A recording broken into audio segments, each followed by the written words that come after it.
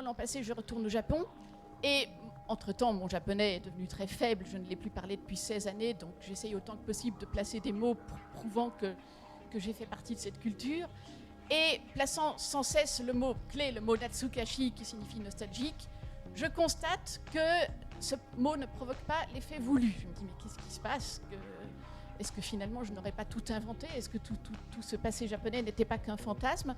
Et pire chose, j'entends l'interprète qui, quand j'emploie le mot Natsukashi, le traduit par nostalgique en japonais. Alors là, je me dis, mais on se fiche de moi, ici, c'est pas possible.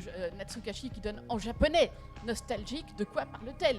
Et finalement, j'engueule l'interprète en disant, mais attendez, j'emploie quand même le mot le plus japonais du monde, et vous le traduisez par un mot américain. Qu'est-ce que vous faites ?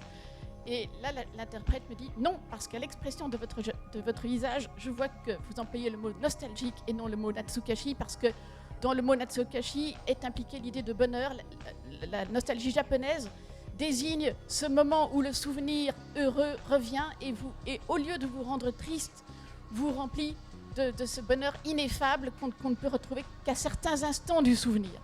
Et là, je me dis, nom d'un chien, je n'avais pas encore compris la notion de nostalgie japonaise, je dois tout réexaminer.